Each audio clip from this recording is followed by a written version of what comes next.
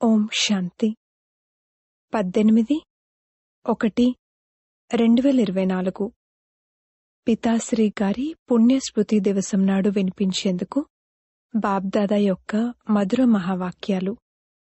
మధురమైన పిల్లలు, బాబా హృదయంలో పిల్లలను సదా సుఖమయంగా చేయాలన్న ఫస్ట్ క్లాస్ ఆశ ఉంటుంది.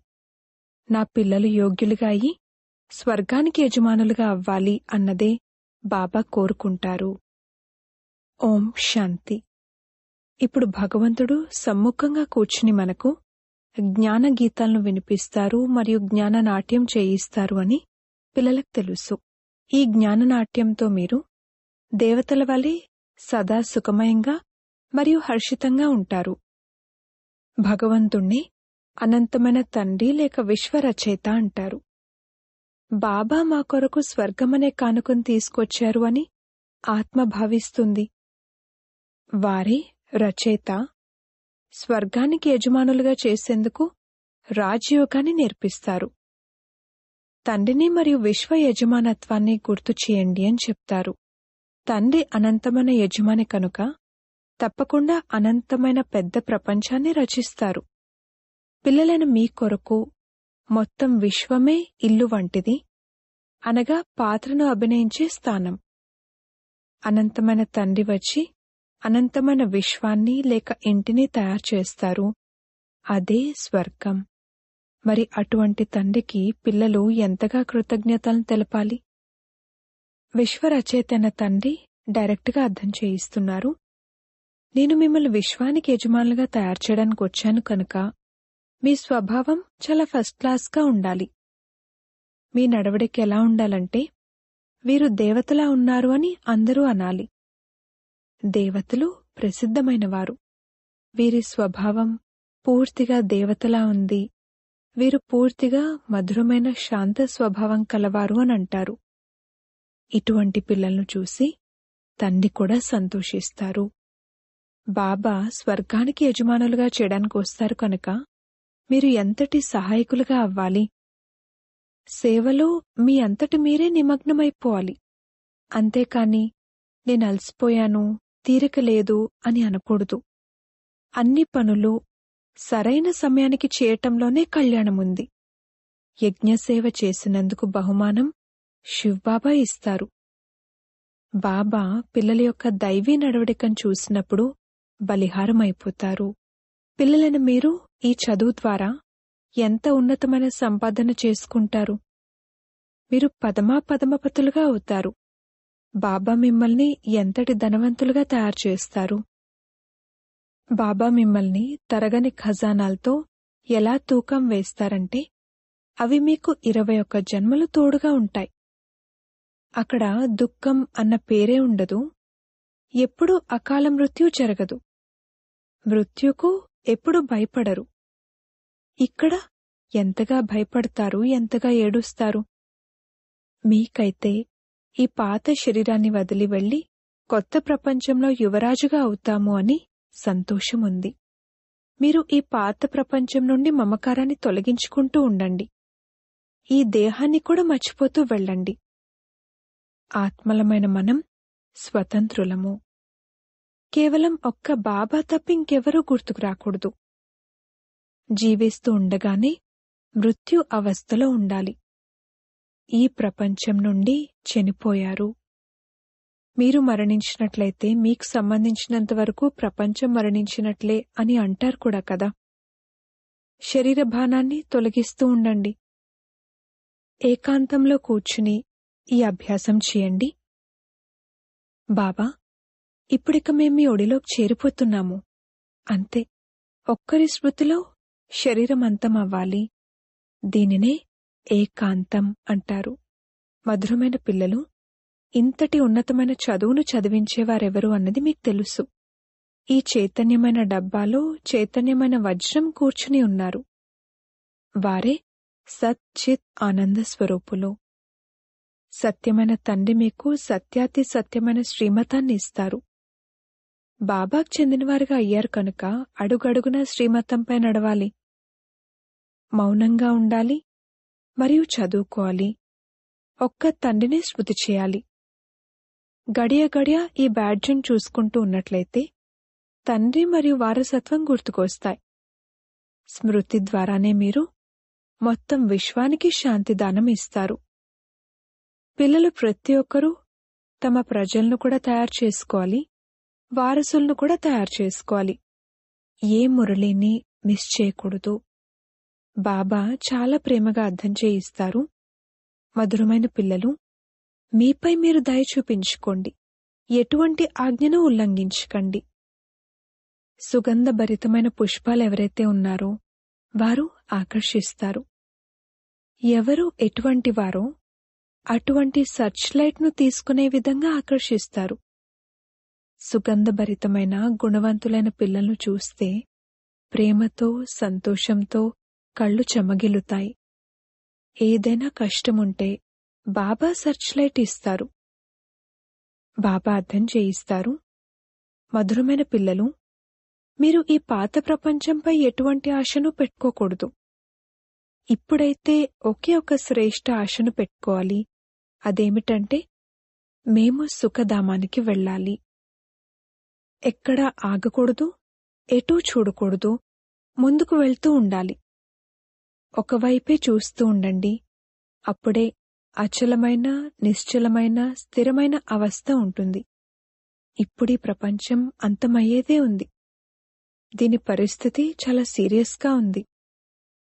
ఈ సమయంలో అందరికంటే ఎక్కువ కోపం ప్రకృతికి వస్తుంది. అందుకే అన్నింటినీ అంతం చేసేస్తుంది. ఈ ప్రకృతి ఇప్పుడు తన కోపాన్ని చాలా తీవ్రంగా చూపించనున్నది అని మీకు తెలుసు. మొత్తం పాత ప్రపంచాన్ని ముంచేస్తుంది. భూకంపంలో ఇళ్ళు మొదలైనవన్నీ పడిపోతాయి. అనేక రకాలుగా మృత్యు జరుగుతుంది. ఇదంతా డ్రామా ప్లాన్గా తయారై ఉంది. ఇందులో ఎవరి దోషమూ లేదు. వినాశనమైతే జరిగేదే ఉంది. అందుకే మీరు దీని నుండి బుద్ధియోగాన్ని తొలగించివేయాలి. మీరైతే మీ సర్వస్వాన్ని ఇన్ష్యూర్ చేసేశారు. అందుకే మీకు ఎటువంటి చింత లేదు. మీదంతా సఫలమవుతూ ఉంది. ఇప్పుడు మీరంటారు, వాహ సద్గురు వాహ, మీరు మాకు ఈ దారిని చూపించారు. వాహనా భాగ్యం వాహ, వాహ డ్రామా వాహ. మీ హృదయంలో నుండి వస్తుంది, బాబా మీకు ధన్యవాదాలు. మీరు మా నుండి 2 పిడికెళ్ల బియ్యాన్ని తీసుకుని మాకు సురక్షితంగా భవిష్యత్తులో 100 రెట్లు రిటర్న్ ఇస్తారు. కాని ఇందులో పిల్లలు చాలా విశాల బుద్ధిగా ఉండాలి. పిల్లలకు అపారమైన జ్ఞానధనం యొక్క ఖజానా లభిస్తూ ఉంటుంది కనుక అపారమైన సంతోషం ఉండాలి కదా. హృదయం ఎంతగా శుద్ధంగా ఉంటుందో అంతగా ఇతరులను కూడా శుద్ధంగా చేస్తారు. యోగ స్థితి ద్వారానే హృదయం శుద్ధంగా అవుతుంది. పిల్లలైన మీకు యోగిగా అవ్వాలి మరియు తయారు చేయాలి అన్న అభిరుచి ఉండాలి.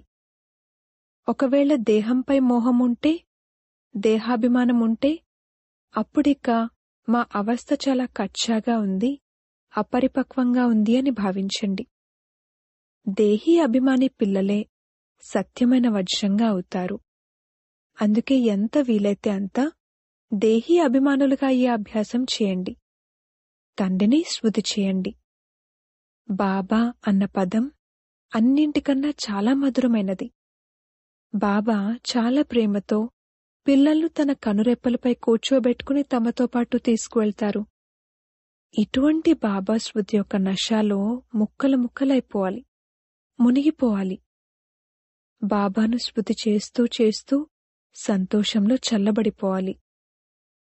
బాబా ఏ విధంగా అపకారులకు కూడా ఉపకారం చేస్తారో అలా మీరు కూడా బాబాను ఫాలో చేయండి. సుఖాన్నిచ్చేవారిగా అవ్వండి. పిల్లలు యోగ్యులుగా అయి స్వర్గానికి యజమానులుగా అవ్వాలి అని బాబా హృదయంలో పిల్లలను సదా సుఖమయంగా చేయాలన్న ఎంత ఫస్ట్ క్లాస్ ఆశ ఉంటుంది. పిల్లలను మీకిప్పుడు డ్రామా రహస్యం కూడా తెలుసు. బాబా మీకు నిరాకారి, ఆకారి మరియు సాకారి ప్రపంచముల మొత్తం సమాచారాన్ని వినిపిస్తారు. ఆత్మ అంటుంది, ఇప్పుడు మేము కొత్త ప్రపంచంలోకి వెళ్లేందుకు పురుషార్థం చేస్తున్నాము. మేము స్వర్గంలోకి వెళ్లేందుకు యోగ్యులుగా తప్పకుండా అవుతాము. స్వయం మరియు ఇతరుల యొక్క కళ్యాణం చేస్తాము. అచ్చా, బాబా మధురమైన పిల్లలకు అర్థం చేయిస్తారు. బాబా దుఃఖహర్త సుఖకర్త కనుక పిల్లలు కూడా అందరికీ సుఖాన్ని ఇవ్వాలి, బాబాకు కుడి భుజంగా అవ్వాలి. ఇటువంటి పిల్లలే బాబాకు ప్రియంగా అనిపిస్తారు. శుభకార్యంలో కుడి చేతినే ఉపయోగిస్తారు. కనుక బాబా అంటారు, ప్రతి విషయంలోనూ ధర్మయుక్తంగా అవ్వండి. ఒక్క బాబానే గుర్తు చేయండి. అప్పుడిక అంతిమ స్మృతిని బట్టి జన్మ లభిస్తుంది. ఈ పాత ప్రపంచంపై మమకారాన్ని తొలగించుకోండి. ఇది శ్మశాన వాటిక. వ్యాపార వ్యవహారాలు, పిల్లలు మొదలైన వాటి చింతనలో చనిపోయినట్లయితే అనవసరంగా మిమ్మల్ని మీరు నష్టపరుచుకుంటారు. శివబాబాను స్మృతి చేసినట్లయితే మీరు చాలా సంపన్నంగా అవుతారు. దేహాభిమానంలోకి రావటంతో నష్టపోతారు. దేహీ అభిమానులుగా అవ్వటంతో సంపన్నంగా ఉంటారు. ధనంపై కూడా చాలా అత్యాశ పెట్టుకోకూడదు. దాని చింతలో శివబాబాను కూడా మర్చిపోతారు. పిల్లలు తమ సర్వస్వాన్ని బాబాకు అర్పించి శ్రీమతంపై ఎంతవరకు నడుస్తున్నారు అన్నది బాబా చూస్తారు. ప్రారంభంలో బాబా కూడా ట్రస్టీగా చూపించారు కదా. సర్వస్వాన్ని ఈశ్వరార్పణం చేసి స్వయం ట్రస్టీగా అయిపోయారు. కేవలం ఈశ్వరుని కార్యంలోనే పెట్టాలి, అంతే. విఘ్నాలకెప్పుడు భయపడకూడదు. ఎంత వీలైతే అంత సర్వీస్లో తమ సర్వస్వాన్ని సఫలం చేసుకోవాలి. ఈశ్వరార్పణం చేసి ట్రస్టీగా అయి ఉండాలి. అచ్చా, మధురాతి మధురమైన సిక్కిలదే పిల్లలకు మాతాపిత బాప్దాదాల ప్రియస్మృతులు మరియు గుడ్ మార్నింగ్. ఆత్మిక పిల్లలకు ఆత్మిక తండ్రి నమస్తే. అవ్యక్త మహావాక్యాలు. Revise date 15/4/74. అందరూ ఉన్నతి వైపుకు వెళ్తూ ఉన్నారా? సదా లగనంలో మగ్నమై ఉండటం మరియు విఘ్న వినాశకులుగా ఉండటం, ఈ 2 లక్షణాలు అనుభవంలోకి వస్తున్నాయా? విఘ్న వినాశకులుగా అయ్యేందుకు బదులుగా విఘ్నాలను చూసి మీ స్థితి నుండి కిందకైతే రావటం లేదు కదా. అనేక రకాలుగా వచ్చే తుఫాన్లు మీ బుద్ధిలో తుఫాన్నైతే సృష్టించటం లేదు కదా. ఎలాగైతే ఎవరి నుండైనా కానుక లభిస్తే బుద్ధిలో అలజడి కలగదు, కాని ఉల్లాసం కలుగుతుందో, అలాగే మీకొచ్చే తుఫాన్లు మీలో ఉల్లాసాన్ని పెంచుతాయా లేక అలజడిని పెంచుతాయా? ఒకవేళ తుఫానును తుఫానుగా భావిస్తే అలజడి కలుగుతుంది, మరియు కానుకగా భావిస్తే లేక అలా అనుభవం చేస్తే దానివల్ల ఉల్లాసం మరియు ధైర్యం ఇంకా పెరుగుతాయి. ఇది ఎక్కే కళకు గుర్తు. గాబరా పడేందుకు బదులుగా లోతుల్లోకి వెళ్లి అనుభవాలనే కొత్త కొత్త రత్నాలను ఈ పరీక్షల సాగరం నుండి ప్రాప్తి చేసుకుంటారు. ఎందుకంటే అలజడి లోపల రత్నాలు దాగి ఉన్నాయి. పైపైన అనగా బాహ్యముఖత యొక్క దృష్టి మరియు బుద్ధితో చూసినట్లయితే అలజడి కనిపిస్తుంది లేక అనుభవం అవుతుంది. కాని ఆ వచ్చిన విషయాలనే అంతర్ముఖి దృష్టి మరియు బుద్ధితో చూసినట్లయితే అనేక రకాల జ్ఞానరత్నాలు అనగా పాయింట్లు ప్రాప్తిస్తాయి. ఒకవేళ ఏ విషయాన్నైనా చూస్తూ లేక వింటూ ఉన్నప్పుడు ఆశ్చర్యం అనిపిస్తే అది కూడా ఫైనల్ స్టేజ్ కాదు, అంతిమ స్థితి కాదు. అలా జరుగుండాల్సింది కాదు అని డ్రామానుసారంగా జరిగినప్పుడు ఒకవేళ ఇటువంటి సంకల్పం ఉత్పన్నమైనా సరే దానిని కూడా అంశమాత్రమైన అలజడి రూపమనే అంటారు. ఇప్పటి వరకు కూడా ఎందుకు ఏమిటి అనే ప్రశ్నలు తలెత్తుతున్నాయంటే దాని అర్థం అలజడి కలుగుతుందని. విఘ్నాలు రావటం ఎంతగా తప్పనిసరో అంతగానే విఘ్న వినాశక స్థితిలో ఉండటం ఇదే హర్షితంగా ఉండేందుకు సాధనం. నథింగ్ న్యూ, కొత్తేమీ కాదు. ఇదే ఫైనల్ స్టేజ్, అంతిమ స్థితి. ఒకవేళ ఏదైనా అలజడి కలిగించే కర్తవ్యం చేసినా లేక పాత్రను అభినయించినా, సాగరం సమానంగా పైకి అలజడి కనిపించినా కాని, అనగా కర్మేంద్రియాల అలజడిలోకి వస్తున్నా కాని, స్థితి మాత్రం నథింగ్ న్యూ, కొత్తేమీ కాదు అన్నట్లుండాలి. ఏకాగ్రంగా, ఏకరసంగా, ఏకాంతంగా, అనగా ఒక్క రచయిత మరియు రచన యొక్క అంతము గురించి తెలిసిన త్రికాలదర్శి స్థితిలో, ప్రశాంతంగా శాంతి స్థితులై ఉన్నారా? లేక కర్మేంద్రియాల అలజడి ఆంతరిక స్థితిని కూడా కదిలించి వేస్తుందా? స్థూల సాగరం 2 రూపాలను చూపిస్తుంది అన్నప్పుడు మరి మాస్టర్ జ్ఞానసాగర్లు అటువంటి రూపాన్ని చూపించలేరా? ఈ ప్రకృతి పురుషుడి నుండి కాపీ చేసింది, మీరైతే పురుషోత్తములు. ప్రకృతి తన లక్షణాన్ని చూపించగలుగుతున్నప్పుడు మరి పురుషోత్తములు చూపించలేరా? ఇప్పుడు సమయం అతివైపుకు వెళ్తూ ఉంది. అన్ని వైపులా అతి కనిపిస్తూ ఉంది. అంతిమానికి గుర్తు అతి. కనుక ఏ విధంగా ప్రకృతి సమాప్తి వైపుకు అతిలోకి వెళ్తూ ఉందో, అదేవిధంగా సంపన్నంగా అయ్యే ఆత్మల ఎదురుగా ఇప్పుడు పరీక్షలు మరియు విఘ్నాలు కూడా అతి రూపంలో వస్తాయి. అందుకే ఇంతకు ముందిలా లేదే, ఇప్పుడెందుకిలా ఉంది అని ఆశ్చర్యపోకూడదు. ఇటువంటి ఆశ్చర్యం కూడా ఉండకూడదు. ఫైనల్ పరీక్షలో ఆశ్చర్యకరమైన విషయాలు ప్రశ్నల రూపంలో వస్తాయి. అప్పుడే పాస్ లేక ఫెయిల్ అవ్వగలరు. ఎటువంటి విషయాలు వస్తాయంటే, వద్దనుకున్నా కూడా బుద్ధిలో ప్రశ్నలు ఉత్పన్నమవుతాయి. మరి ఇదే కదా పరీక్ష అంటే. అది కూడా 1 సెకండ్ యొక్క పరీక్ష వస్తుంది. ఎందుకు అనే సంకల్పం చంద్రవంశీయుల క్యూలో నిలబెట్టేస్తుంది. అందుకే ఏకరస స్థితిలో స్థితులయ్యే అభ్యాసం నిరంతరం ఉండాలి. సమస్య అనే సీట్ను సంభాళించడంలో నిమగ్నమైపోకండి, కాని సీట్పై కూర్చుని సమస్యను ఎదుర్కోవాలి.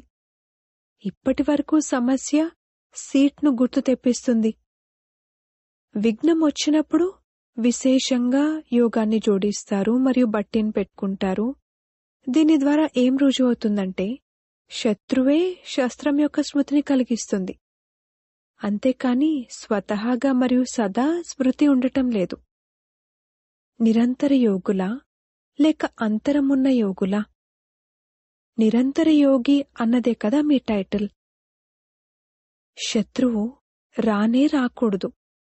సమస్య మిమ్మల్ని ఎదిరించనే లేకపోవాలి. శూలం నుండి ముల్లుగా అవ్వటం ఇది కూడా ఫైనల్ స్టేజ్ కాదు. శూలం నుండి ముల్లుగా అయ్యేందుకు బదులుగా ముల్లును యోగాగ్నితో దూరం నుండి భస్మం చేసేయండి. ముల్లు గుచ్చుకోవటం, ఆ తర్వాత దాన్ని తీయటం ఇది ఫైనల్ స్టేజ్ కాదు.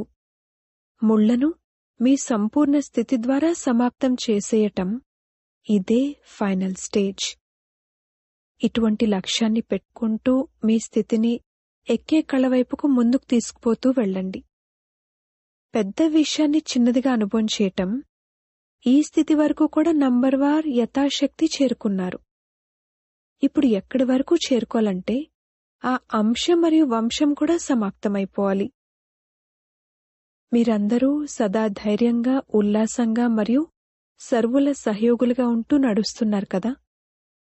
కలియుగ ప్రపంచాన్ని సమాప్తం చేసేందుకు లేక పరివర్తన చేసేందుకు, మాయకు వీడ్కోలిచ్చేందుకు సంఘటనతో చుట్టముట్టారు కదా. గట్టిగా చుట్టముట్టారా లేక మధ్య మధ్యలో ఎవరైనా డీలాగా అయిపోతున్నారా, అనగా అలసిపోతున్నారా లేక నడుస్తూ నడుస్తూ ఆగిపోతున్నారా?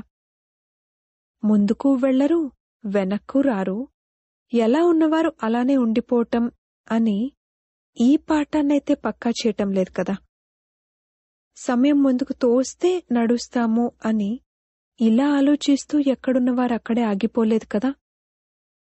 ఎవరి నుండైనా ఏ ఆధారం కోసమైనా ఎదురుచూస్తూ నిలబడిపోలేదు కదా. ఇటువంటి స్థితి కలవారిని ఏమంటారు? దీనినే అంగద సమాన స్థితి అని అనుకుంటున్నారా? ఒకవేళ ఇలా ఆగిపోతే చివర్లోని వారు వేగంగా వెళ్ళిపోతారు. పర్వతాలపై మంచు పడి గెడ్డకట్టినప్పుడు మార్గం మూసుకుపోతుంది. అప్పుడు ఆ మంచును కరిగించేందుకు లేక ఆ అడ్డును తొలగించేందుకు పురుషార్థం చేస్తారు. ఇక్కడ కూడా ఒకవేళ మంచులా గెడ్డకట్టేస్తే యోగాగ్ని తక్కువగా ఉంది అని నిరూపణ అవుతుంది. యోగాగ్నిని తీవ్రతరం చేస్తే అడ్డు తొలగి దారి క్లియర్ అయిపోతుంది. మీకు లభించిన ధైర్యం మరియు ఉల్లాసం యొక్క పాయింట్లను బుద్ధిలో మననం చేస్తే దారి క్లియర్ అయిపోతుంది. పురుషార్థపు గతిలో అంగదునిలా అవ్వండి. మాయతో ఓడిపోవటంలో అంగదునిలా అవ్వకండి. విజయులుగా అయ్యేందుకు అంగదునిలా అవ్వండి. అచ్చా, ఉన్నతోన్నతుడైన తండ్రి ద్వారా పాలన తీసుకునేవారు, విశ్వపాలన చేసేవారు, విష్ణు కులానికి చెందిన శ్రేష్ఠాత్మలు, ప్రకృతిని పరివర్తన చేసే పురుషోత్తమ ఆత్మలు, విశ్వమెదురుగా సాక్షాత్తు మూర్తులుగా ప్రసిద్ధమయ్యే ఆత్మలు, యోగి ఆత్మలు, అటువంటి వారికి బాప్దాదాల ప్రియస్మృతులు మరియు గుడ్ మార్నింగ్. వరదానము: సేవలో ఉంటూ సంపూర్ణత యొక్క సమీపతను అనుభూతి చేసే బ్రహ్మ బాబా సమానమైన ఉదాహరణ స్వరూప భవ. బ్రహ్మబాబా సేవలో ఉంటూ సమాచారాన్ని వింటూ కూడా ఏకాంతవాసిగా అయిపోయేవారు. 1 గంట సమాచారం గురించి 5 నిమిషాల్లో సారాన్ని అర్థం చేసుకుని పిల్లలను సంతోషపరచి తన అంతర్ముఖి ఏకాంతవాసి స్థితిని అనుభవం చేయించేవారు. అలా బాబాను ఫాలో చేయండి. బ్రహ్మబాబా ఎప్పుడు కూడా నేను చాలా బిజీగా ఉన్నాను అని అనలేదు, కాని పిల్లల ముందు ఉదాహరణగా అయ్యారు. అలా సమయం అనుసారంగా ఇప్పుడు ఈ అభ్యాసం యొక్క అవసరం ఉంది. హృదయం యొక్క లగనం ఉన్నట్లయితే సమయం దొరుకుతుంది మరియు అనేకులకు ఉదాహరణగా అవుతారు. స్లోగన్: ప్రతి కర్మలో కర్మ మరియు యోగం అనుభవం అవ్వటమే కర్మయోగము. అవ్యక్తి సైలెన్స్ ద్వారా డబల్ లైట్ ఫరిష్తా స్థితిని అనుభవం చేయండి. మేం బాబా సమానంగా అవ్వాలి అని సదా ఈ లక్ష్యమే గుర్తుండాలి. అప్పుడు ఏ విధంగా బాబా లైట్గా ఉంటారో అలా డబల్ లైట్గా ఉంటారు. ఇతరులను చూస్తే బలహీనులుగా అవుతారు. అందుకే సీ ఫాదర్, ఫాలో ఫాదర్. తండ్రినే చూడండి, తండ్రినే అనుసరించండి. ఎగిరే కళకు శ్రేష్ఠ సాధనం కేవలం ఒకే ఒక్క మాట: సర్వస్వం నీదే. నాది అన్న పదాన్ని మార్చి నీదిగా చేయండి. నీవాడిని అని అనుకున్నప్పుడు ఆత్మ లైట్గా ఉంటుంది, మరియు అన్నీ నీవే అయినప్పుడు లైట్గా తేలిగ్గా అయిపోతారు. అచ్చా, ఓం శాంతి.